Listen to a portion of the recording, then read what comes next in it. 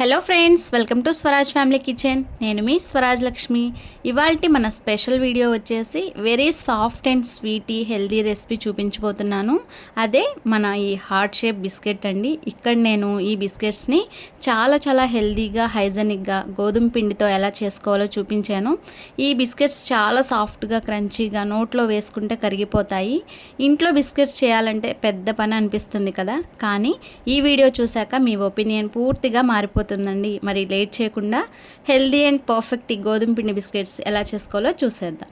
ముందుగా ఒక mixing bowl తీసుకొని ఇందులోకి 1 కప్పు నెయ్యిని వేసుకోవాలి. నెయ్యి అనేది మనకి రూమ్ టెంపరేచర్లో ఉండింది వేసుకోవాలండి.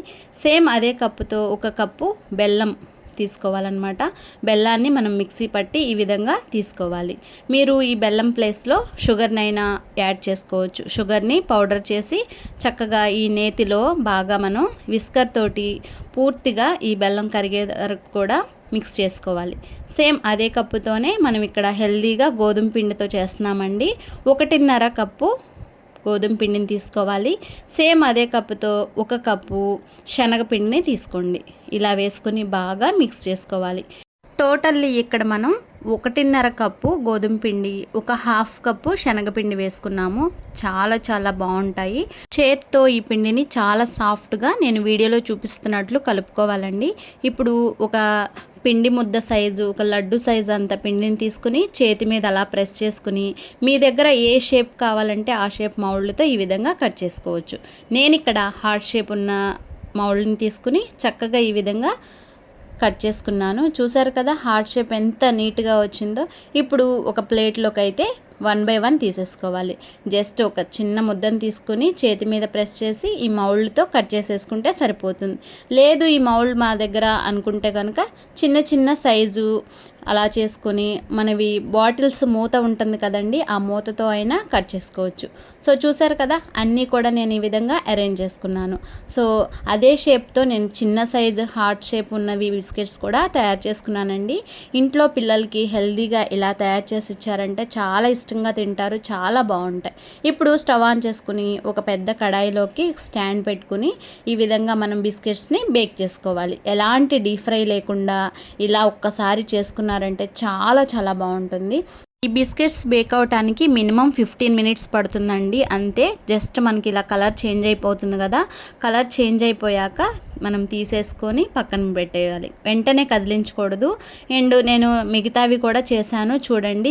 చిన్న హార్ట్ షేప్స్వి కూడా చేసుకున్నాను. సేమ్ అదే ప్రాసెస్లో 15 minutes కలర్ చేంజ్ అయ్యే వరకు మనము బేక్ చేసుకున్నామంటే చాలా హెల్దీగా సాఫ్ట్గా నోట్లో వేసుకుంటే అలా కరిగిపోతాయి. అంత పర్ఫెక్ట్గా ఉంటాయండి.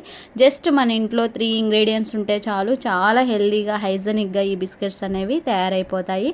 బయట కొనుక్కోకుండా ఇంట్లోనే చాలా ఈజీగా అండ్ హెల్దీగా మన పిల్లలకి ఇలా తయారు చేసి పెట్టారంటే పిల్లలు కూడా చాలా ఇష్టంగా తింటారు. నిజం చెప్తున్నాను ఫ్రెండ్స్, మా ఇంట్లో అయితే ఇవాళ్ళే చేశాను, ఈవినింగ్ కల్లా మొత్తం టోటల్ క్లోజ్ అయిపోయాయి. అంత టేస్టీగా నోట్లో పెట్టుకుంటే కరిగిపోయాయి అన్నమాట. అంత సాఫ్ట్గా చాలా బాగున్నాయి. మనం ఇక్కడ అన్నీ కూడా హెల్దీ వాడాము.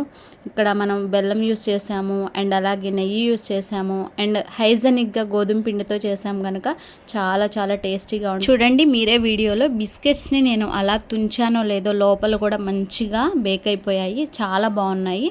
సో మరెందుకు లేటు, ఈ healthy and hygienic heart shape biscuits ఈరోజే మీ ఇంట్లో కూడా తయారు చేసి మీ పిల్లలకి కూడా టేస్ట్ చేయించండి. డెఫినెట్లీ వాళ్ళకు కూడా నచ్చుతాయి. సో ఈ విధంగా తయారు చేసుకుని ఒక బాక్స్లో స్టోర్ చేసుకున్నామంటే కనీసం మనకి నెల రోజుల వరకు కూడా స్నాక్స్ని ఎంజాయ్ చేసేయచ్చు. పిల్లలకి స్నాక్స్ బాక్స్లో కూడా పెట్టి పంపించచ్చు. చాలా బాగుంటాయి ఈ హెల్దీ అండ్ హైజెనిక్ గోధుమ పిండి బిస్కెట్లు. మరి చూసారు కదా, వీడియో నచ్చితే ఒక లైక్ చేసి సబ్స్క్రైబ్ చేయండి. Thank you for watching. Bye friends.